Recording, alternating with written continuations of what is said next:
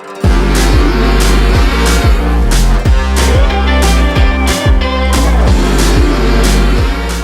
right, my renowned fan, welcome back. I am your amazing host, Stephen Morris, and this is the Renowned Leadership Podcast. I'm so glad to have you all here today. I got a great guest lined up for y'all today. Before we get into that, though, I want to take a minute to take you on a little ride with me because Renowned is going through a major overhaul right now. We're still focusing real heavy on leadership and professional development. However, we're also branching off some and really focusing in and diving in on the personal development side. And we really want to help our clients identify their purpose so that they can live a more fulfilled and just joyful life. I've learned from my own experience whenever I was leaving the Army. Took me 3.5 years of, battling depression and anxiety and everything. And I realize now, looking back, that it was because I totally lost my sense of purpose. And it took me 3.5 years to get it back and get back to where I should be. So I don't want you guys to go through that. I don't want my clients to go through that. So that's why we're kind of branching off, and we're doing this as well. We're focusing real heavy on goal setting. We got some amazing systems. We have a brand new renowned coaching system that gives you real-time analytics that we can see and manipulate so that you can ensure that you're getting the best coaching experience possible. I would love to let you tour the system and mess with it and just see what all it can do for you. So head over to renownedleadership.com and click the book a call button. It's in the top right-hand corner of the screen. You get to come talk to me for free. You get to check out the new system and see what all it can do, see how powerful it truly is. And we'll go from there. Our special guest today is an inspiration, to say the least. His name is Sam Mitchell. And Sam, I don't want to spoil the entire podcast, but Sam has autism. He has what he calls a high functioning autism. But he doesn't let that stop him. He is an entrepreneur. He has a successful business. He's also the host of a very successful podcast called Autism Rocks, where he's interviewed movie stars and WWE wrestlers and just all kinds of big personalities. He's an awesome guy. He's an inspiration, and it's really fun to talk to him, and it was a real honor. So I can't wait for you guys to get to hear Sam and his message. So without further ado, here's Sam Mitchell, everybody. Here we go.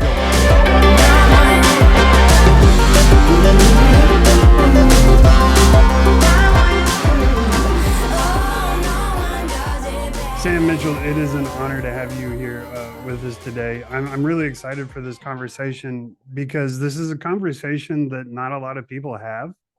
I think people feel awkward or scared to have the conversation we're about to have. But before we get into that, just go ahead and introduce yourself, Sam, and tell the world what you're doing and why this is an awkward conversation for some people. Okay, well, hello everyone. My name is Sam Mitchell. I run the podcast Autism Rocks and Rolls, and it is about autism and how we cope with daily struggles that you may or may not understand. I've ran it since October 2019. Some of my biggest guests I've had are Dr. Grandin and Mick Foley, along with many other amazing guests. I've also got to do things because it's grown so much into a nonprofit with sponsors, a board of 8 local events in Indiana, which is where we are both from, actually, and speaking engagements. I've spoken in Oklahoma, Orlando, and Canada, and Washington, D.C., and Stuart, Florida. But through the speaking, I also got to do some ambassading. So I'm also an ambassador for the Doug Flutie Jr. Foundation and Make a Film Foundation, which is basically Make-A-Wish, but with movies. That's cool. I've never actually heard of that one. So they're cool. Yeah, I love the movies. You should. They're really like high quality tech movies, I call them. Nice. That is really cool. And have you got to meet Doug Flutie? Not yet. No. Not yet. Doug Flutie's a cool dude. That should definitely be on your bucket list. He's a real cool dude. So no, that's awesome though. So obviously you're autistic. My first question is there's a lot of misunderstanding when it comes to autism. as far as severity. Can you talk a little bit about the different types of autism and uh, the different severity that comes with it? Yeah, there's lots of levels. So, I mean, you have, I mean, the low functioning, which is the basically have the mind of a 3-year-old, the high functioning, which is mine, which is basically you wouldn't know unless you lived with me. And then the middle functioning, which is they're in the middle ground. Maybe they have the mind of an 8-year-old. And I personally hate the word functioning because I think it's too harsh because, yeah, on a term level, they might be having the mind of a 3-year-old, but I think we do need a term. So I believe in using the mind of this age because they might, in general, have the mind of this age when brushing their teeth. But who says they can't turn their age when they're playing the piano? Right, right. And that with autism, a lot of times, correct me if I'm wrong because I don't know. I'm learning here from you. So a lot of times, you may not, be able to tie your shoes or do things, cook a dinner. But when it comes to math or science or something specific, like you said, playing the piano, they're basically a savant. Yeah. Well, luckily I can tie my shoes, just not the best, but it's, manageable. You're right about cooking though. I have not cooked the dinner yet, and I probably don't plan to because I'm afraid I'll burn the house down. So that might not be on the bucket list. However, I will say with math, that's the polar opposite. It's not math and science, it's English and social studies for me. Really? So you like history type social studies or Yeah. Not world history, not like studying the world, but US history, maybe the Industrial Revolution. that's cool stuff. I am very I'm a pretty big history buff. I love history. So tell me, Sam, as someone with autism, uh how how scary was it for you to put yourself out in the world, um starting your podcast, your nonprofits? How scary was that for you? Did that really cross your mind, or like is that something that you're just like, yeah, whatever? Yeah, it was more of a whatever because it was more for me, to be honest with you. I finally had an opportunity to share stories, which is something I've always wanted to do, my stories, and the stories where you had to be there, understand it, or you might take for granted. So it was mainly for me, but it was helping out the world. And the goal was to help out one person. If I got a few hits and downloads there, whoop de doo, I was totally fine with that. But it changed, and I was shocked when I started getting big hits, like over 100 hits, over 200 hits sometimes. I mean, it was very surprising, but I'm very happy that I got to do it. I'm very grateful for where I'm at today, but it's still a surprise some days. I still pinch myself. I'm like, am I in a dream? Right? I totally get that. And like you said, I'm the same way with my company. My goal isn't necessarily to make money. Obviously, I have to pay my bills, but my goal is just to help that one person. And if I can just help one person, it's worth it. Just to change someone's life for the better. So I commend you for that. What what are what are some of the stigmas that come with autism that you're trying to break down? That we can't do anything, that we're bedridden, that those on the lower end have nothing to offer, which is BS because I don't care your functioning level. I think there's something you can do. I mean, I have a buddy right now who is pretty middle of the road, I would say. But just because he does that, he's actually a director for an amazing choir that also has special needs. Right. So I get what you're saying. And to be perfectly honest with you, and I'm being as transparent as possible here, and honestly very vulnerable. Um, for me, like I was nervous about this podcast because it's not knowing, like you said, not knowing your functioning level, or fortunately, you can carry on a conversation very well. but you may not be, and that's kind of scary for a podcaster. But I feel like when people get around people with autism, that they kind of clam up because they're scared or because they don't know what to say. They don't want to offend or hurt feelings. Or do you kind of feel that way sometimes? Like people just are awkward around you? Yeah, there have been cases like that, but I can actually understand that. I mean, yeah, we are socially awkward to a point. I mean, I can conversation like right now pretty good, but there are moments though where I will just flute change the topic just like that and not mean to. I mean, right now, and it was bad. It used to be pretty bad when I was younger. Like when we were talking about leadership in the autism field, right now, if I was 8, I would probably shift the conversation somehow to saying, "Hey, sausage pizza is the best with jalapenos on," which I do believe. But you get the serious side of it. I'm trying to say, "Hey, we got to stick on topic here, not talk about pizza." Right. So I mean, it's not offensive to you then the people feel a little awkward sometimes. No, not really. I mean, it's frustrating, but Hmm. that's what I'm doing. I'm trying to change society's view. I Right. can't change what society already has brung us, clearly, but I can change the view of others. So what advice would you have for individuals who have autism who are struggling to find their place in the world? What would you tell them? Well, I mean, I've always heard that, but just give it time. You're gonna find your.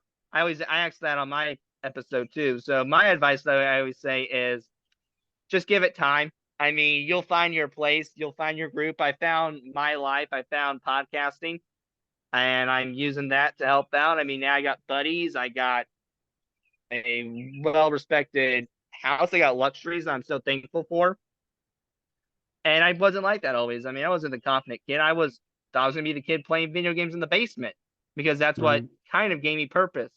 Or professional wrestling on the bed at the young age because that's what gave me purpose. So I'm saying whatever the purpose is, do it. I think if it is kind of quirky or a little odd, who cares? It gives you purpose. That's all that matters. You kind of have to look out for yourself in that particular case. Yeah, absolutely. And that's not just for people with autism. That's for everybody in general. That message, like you could probably give a couple of keynotes on that just to everybody because I feel like in the world today we're all trying to be that social media influencer, be like the Kardashians or whatever. Whenever the world doesn't need more of that, it needs us to just be who we are, be our authentic selves. So that's great advice. So like you just said in the very beginning, you've had some pretty amazing people on your podcast. What are some of the challenges and stereotypes um that they are in particular want to help overcome when it comes to autism? Well, I like to keep it very inclusive. So some are on the spectrum. Clearly, I mean, one dropped out today with, I'll just promote him a little bit. Why not?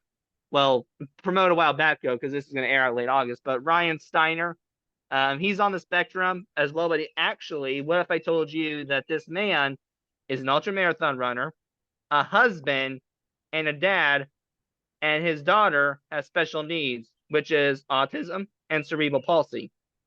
Mm. So that's making something right there. But my point here is that it's all inclusive. So autism, the blind, the deaf, the fact that this person is one of the kindest people alive. I mean, that's one. But one of my favorite types of episodes I like to do is um those who what I call success in all. So that means getting the mail and owning a limo to me equal each other out because that's still successful. But it's also with your physical looks because I have one guest who was tattooed from head to toe. And if you look at him, you think he is the most dangerous person alive. Wrong. Talk to him again. Nicest person you'll ever meet. Right.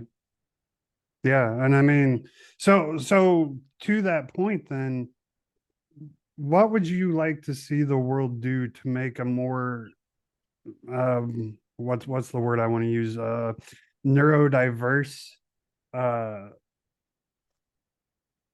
support system for individuals with autism, or like you said, even the blind or the deaf? Like, in your view, how can the world make it a better living experience for them?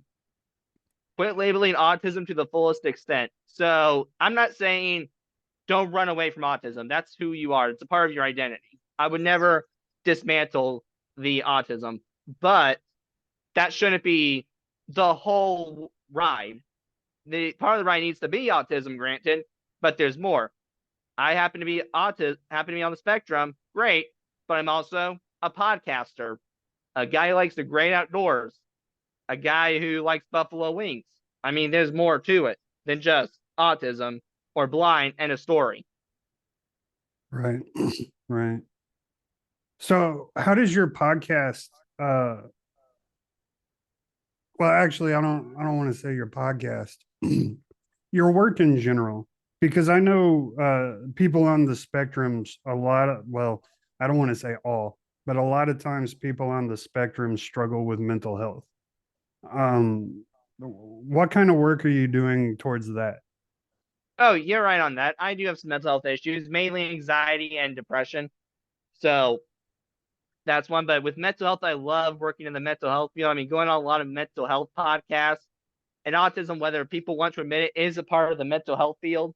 So doing that. But what I do to promote mental health is just hop along and collaborate with others. I mean, one example is this kind of a cheesy one, but I have a cup right now where I get my coffee sometimes, and it says Center for Suicide Awareness. Okay, I'm a big believer in suicide advocate, body image advocate, disability advocate, mental health advocate. I mean, there's more than just autism with me. Now, some are just, and I don't think that's fair because there's a whole other population with autism and mental health. So I like to support both, but just getting involved with other mental health fields as much as I can. Right, right. And is depression, anxiety, things like that, is that the most common uh issues, mental health issues people with autism or people on the spectrum are going to face, or are there others? There's others. I mean, when I always say there's autism, there's going to come something else. So autism came with me, but it also came with ADHD, peanut Right. allergy, sleep apnea. So that's me. However, another person might have autism and epilepsy, autism and depression, autism and anxiety. So your autism is the main meal, but you're going to have some fries with it typically. Now, not all the time, but sometimes, Mm-hmm. and Yeah. mostly it does. So if you get diagnosed, just gonna let you know there might be something coming else with it. But hey, who the heck cares? I mean, seriously. I mean, there's successful ways around ADHD, cerebral palsy. I mean, there's still options out there. Right. Absolutely. And I agree with you completely. um one of my big mantras in life is, you do you, I'll do me. Let's I feel like people are too worried about what the other person's doing, just let them live their life. And I support that completely. Yeah, So, I so, did podcasting, and that was for me. It wasn't for anyone else, really. I mean, it was for people to an extent, but it was mainly for me. right, right. And so actually that segues great into my next question then. What drove you to become an entrepreneur? Well, did your autism have any factor into that? Where did that deter you? Did that encourage you?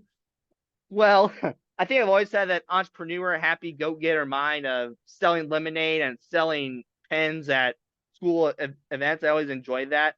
So I've always had the promoting and eventful voice. One of my favorite things to do, literally, with the business is go around town, big towns like Indy, Bloomington, populated areas, and pass out stuff for our booth. Or maybe it's going to be a vendor for somewhere. I mean, I love doing that. I think it comes from that business mindset of trying to sell you something. So I guess that entrepreneur came from that too. But entrepreneur autism podcast wise with the rocks and rolls, it kind of came naturally because it just kind of grew unexpectedly. And we took it from where it was going. So instead of finding the growth, we kind of embraced the growth.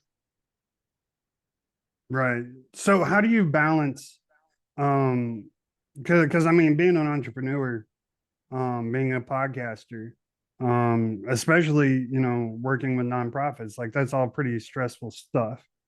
How do you balance, your autism, your mental health, and all this stuff? Because I don't mean to be crass or sound rude or anything, but to me, like, it seems like you'd be more susceptible, maybe, No, to. no, no, you're 100% wrong. I am not offended at all. So do not get that out of, don't get that picture. But you're absolutely right. There have been points where it's been extensive. It's like, guys, I cannot do this today. And I wonder how I'm gonna get through the day some days. But my thing is I have to do it. Right now I have a whiteboard where I have divided my life into the parts of it. Some are academic because I'm in college too. Some are my social, and I have to divide it. And no matter what, I get it done. I don't care if it costs me midnight or if I get sleep deprivation. I'm finishing that day. Right. So you're very intentional with your time and do you like set aside like you time, like mental health time, relax time, just to let your Oh batteries yeah. recharge?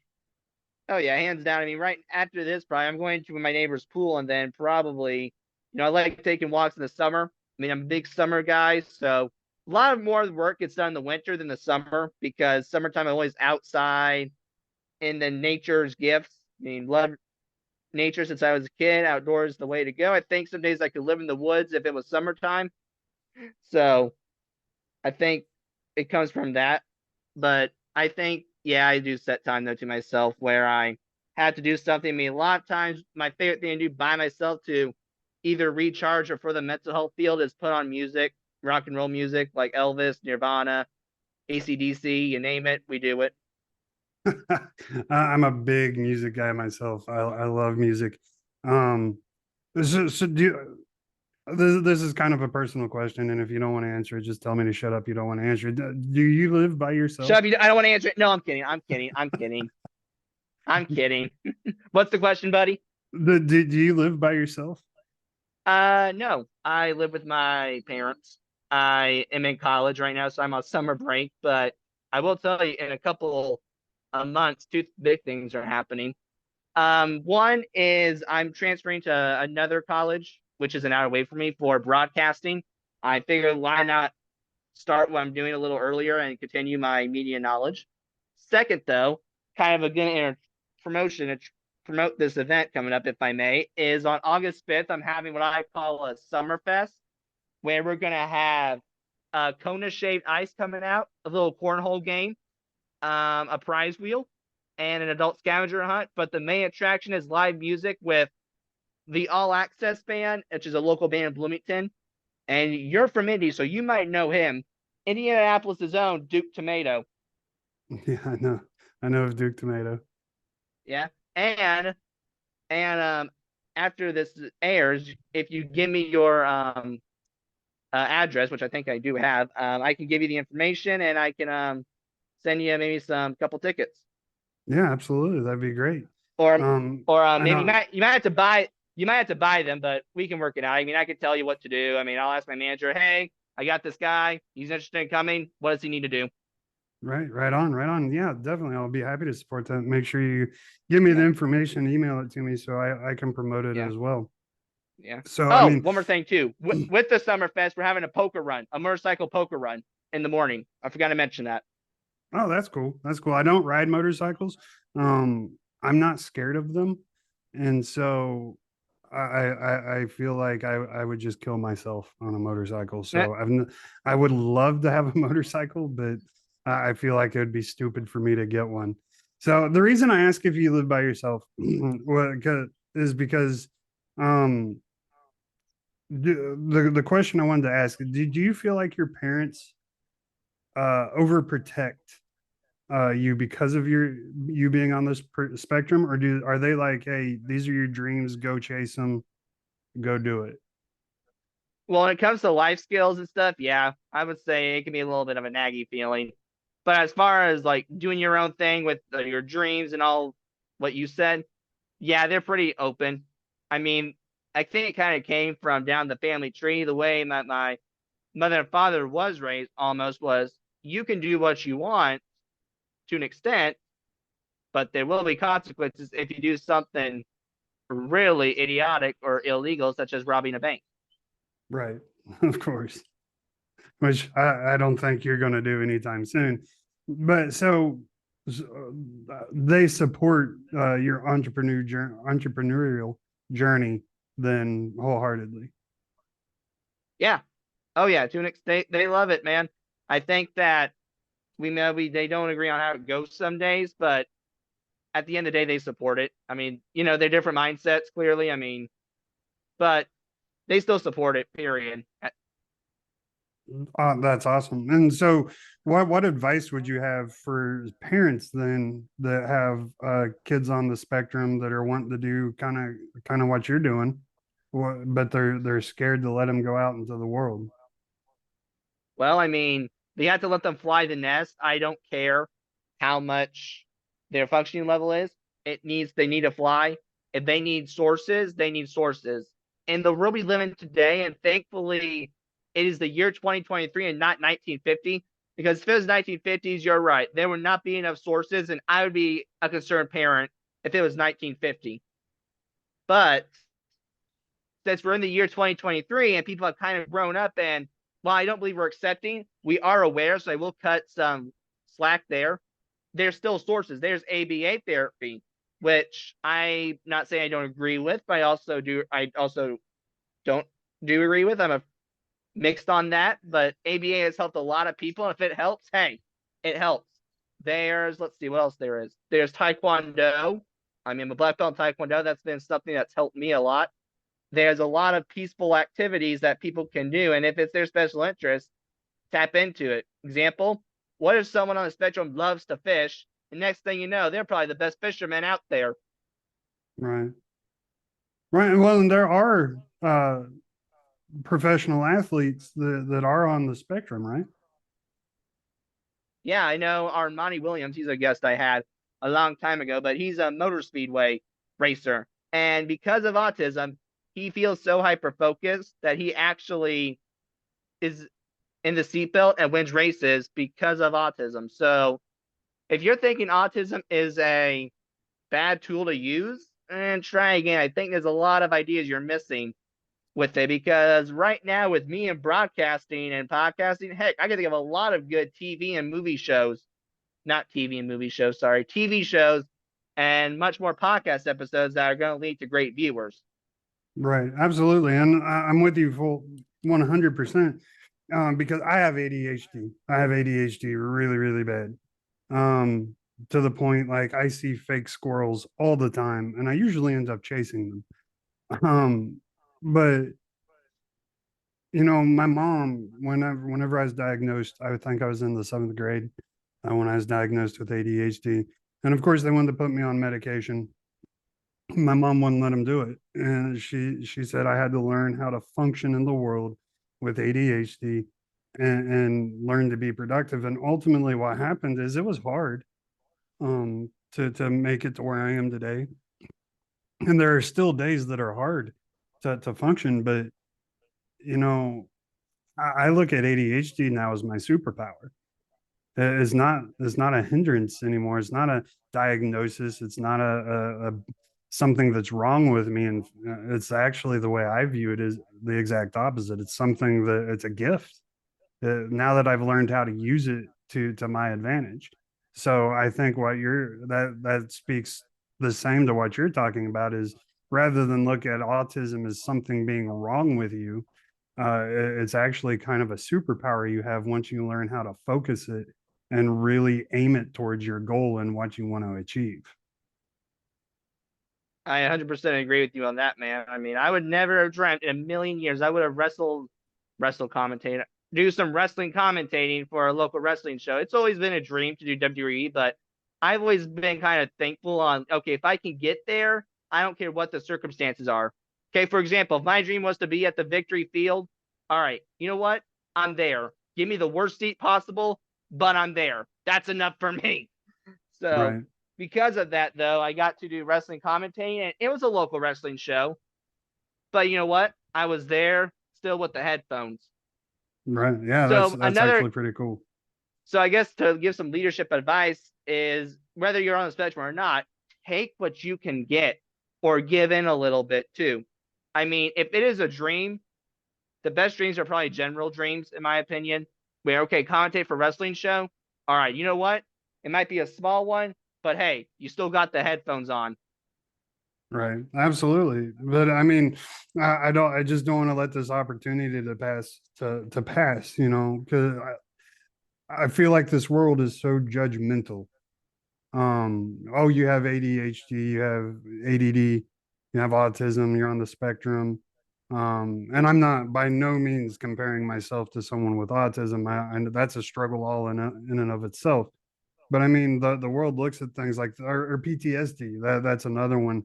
I'm a soldier, been to combat many a times, and I'm sure I have PTSD. All my friends have PTSD. Um, but ultimately, what it's not bad. It's not wrong. We just have to learn to focus it. We have to learn to make it a superpower rather than a hindrance. And so Right. Well, first, I go ahead. well, I was gonna say, first of all, thank you for your service. That really appreciate that, man. I mean, appreciate going to battle for our country. Really do. A lot. I know you get that a lot, but yeah, I really sincerely do appreciate it. Thank you. But second, your buddies, I mean, yeah, I mean, there's probably some challenges with PTSD. I mean, I know one person who had PTSD a long time ago. He sadly passed away. He was our neighbor. Now, he didn't live far too down the road, but every time he would hear like a gunshot, he would have to like put his head down because it was really loud and just, that thought of being in the war again. But that point is, who cares if you have to put your head down? Right. Yeah. I mean, for me, it's, with a lot of my colleagues, it's become a joke because I'm the exact same way. Anytime something loud happens, I duck or I jump because I'm ready to run and seek cover because I feel like I'm being shot at again. And, it's turned into a joke, which um, a lot of people like, oh, that's not funny, but it is kind of funny. And it's humor to them. It makes them laugh, which opens the door for me to influence their lives and lead their lives because it breaks down barriers for us. So again, that's just like while we're talking about that, that's a superpower, right? I could be offended by the fact they think my PTSD is funny, or I could choose to leverage it and use it to influence their lives and help them in some sort of way. Gotcha. And I agree too, man. I mean, whoo, I've seen a lot of people with PTSD and it gets the best out of them. But I'm thankful that you're here today, and I really am. Me too. Me too. So, are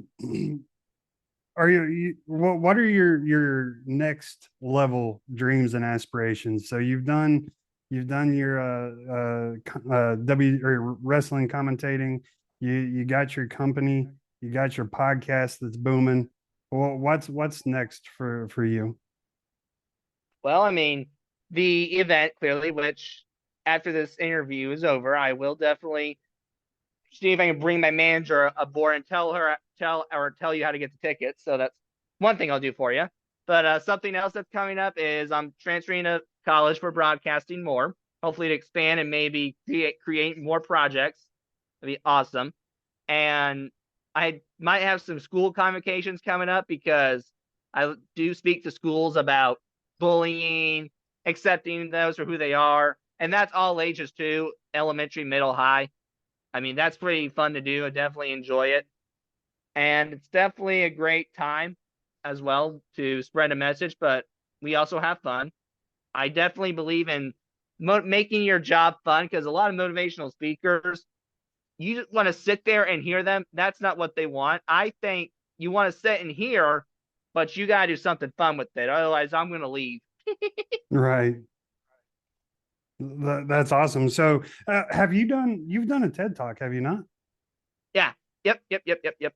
Talk to me about your TED Talk. What was that like? Well, I got nominated a couple times, and I was very thankful for that. I don't know who did, but I'm still thankful for whoever did. So shout out to whoever did. But the TED Talk was virtual. We had it because of COVID, and that was not ideal, but again, it was a TED Talk, so who cared? So my topic though was called soul structure. So a while back ago, a long time ago, I think I was in school when I did this episode. I did an episode on pinball because I want to do something out of the box and compare something to autism or one of my special interests, which pinball happens to be one of them. And I just went more in depth with that episode.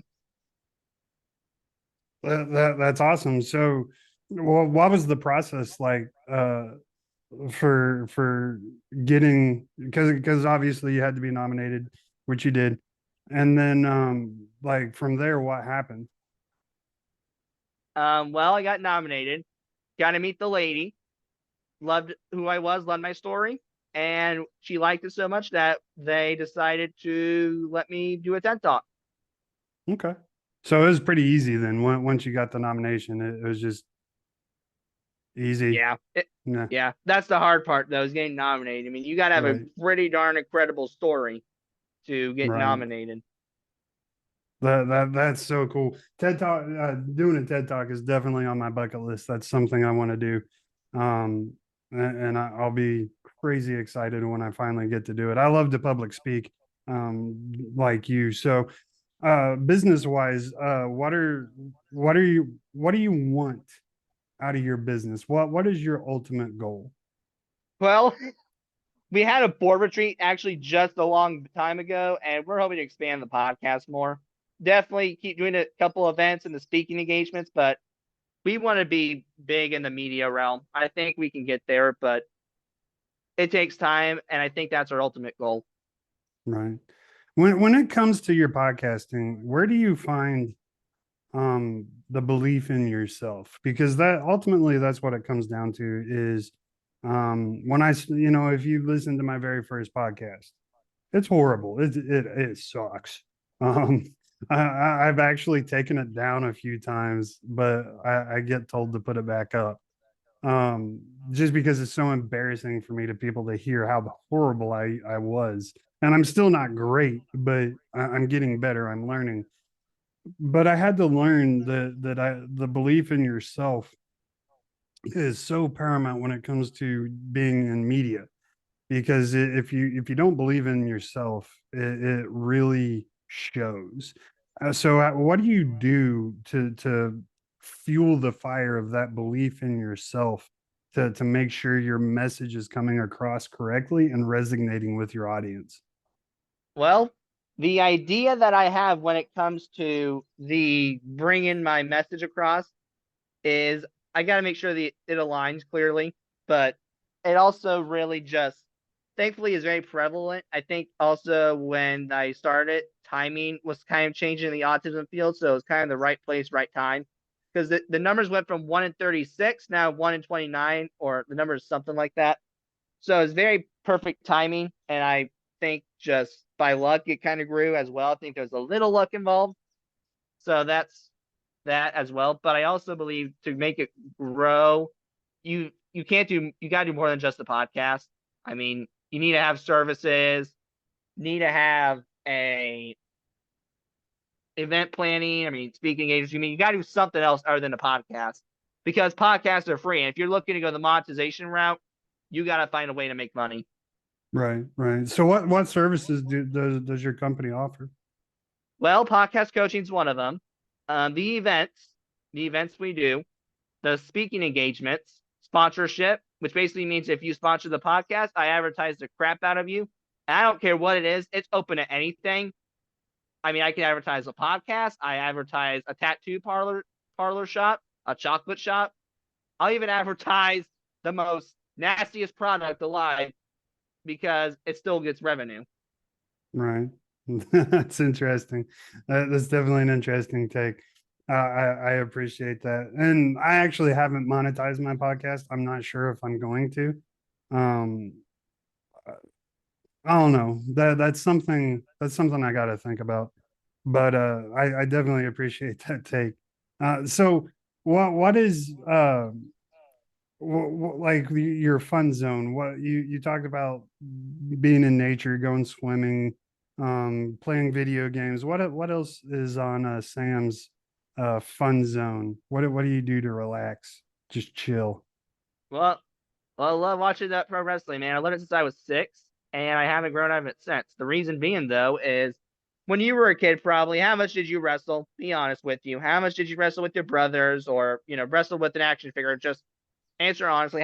How much times did you do it? Every day. Okay, there's a reason why I'm asking this. I'll get into the reason why. So when you do it, though, it was probably because you were a boy and had a lot of energy, right? Mhm. Well, mine was I was a boy and had a lot of energy, but I also lacked self esteem. The one thing these heroes or villains had in common is they had confidence no matter who they were. And for me, playing that character was an escape. And then also, too, at a young age boy, instead of watching Superman shooting lasers, you're seeing people who are slamming each other down, who what I thought at the time were real wrestling moves. But as I got older, I knew it was fake, but I still think the moves are pretty cool looking. Well, I mean, fake or not, it takes a massive amount of strength and a massive amount of skill to pick a 300 pound man up over your head. Like, Oh yeah, I don't care yeah. if he jumps.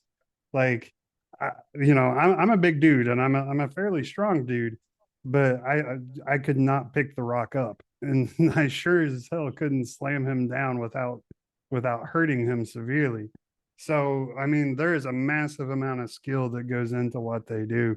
I don't watch wrestling anymore. I did when I was a little kid though.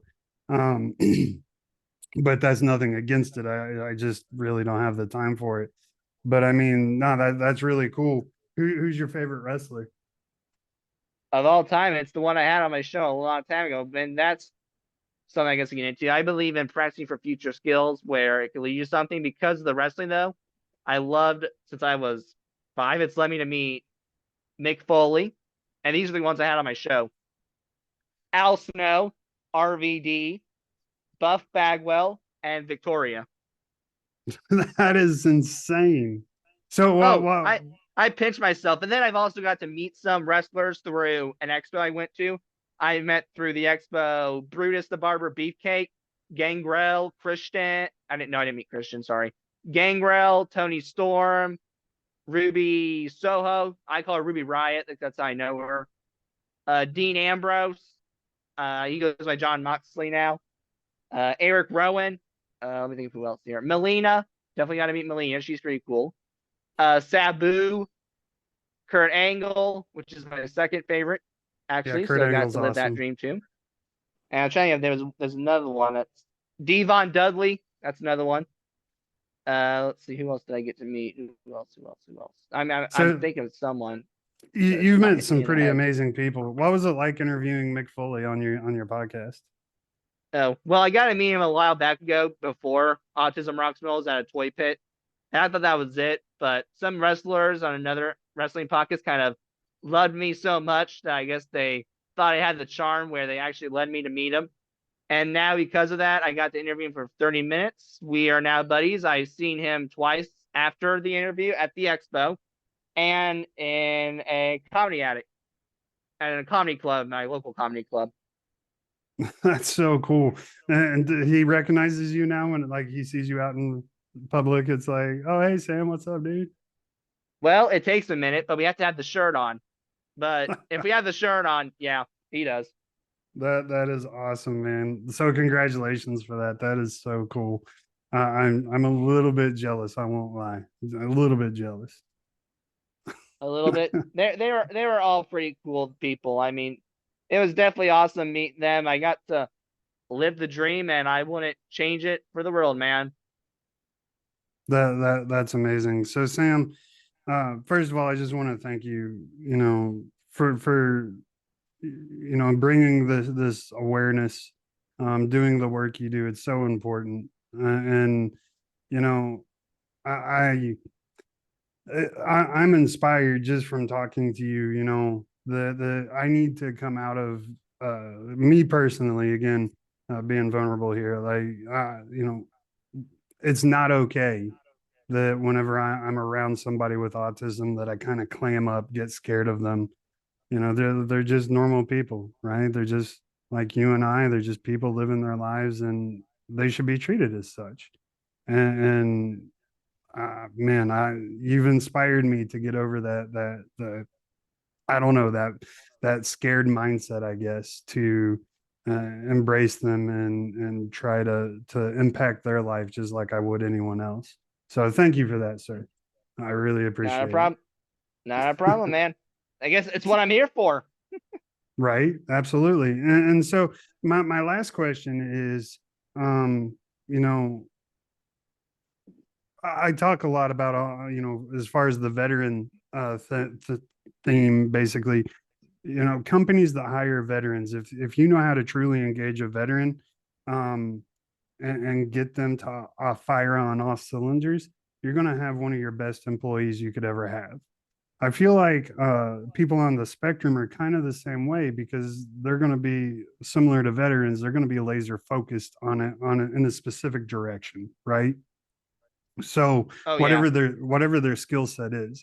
So leaders of companies, when it comes to hiring autistic people, I feel like, or people on the spectrum in general, I feel like they kind of just put them in a corner, basically, not literally a corner, but just here you do this task and let the normies do the rest of the work, if you will. I don't mean that to be offensive, but um what would you say to them? How would you encourage them to identify the skill set of their people that are on the spectrum and how to fully utilize these people?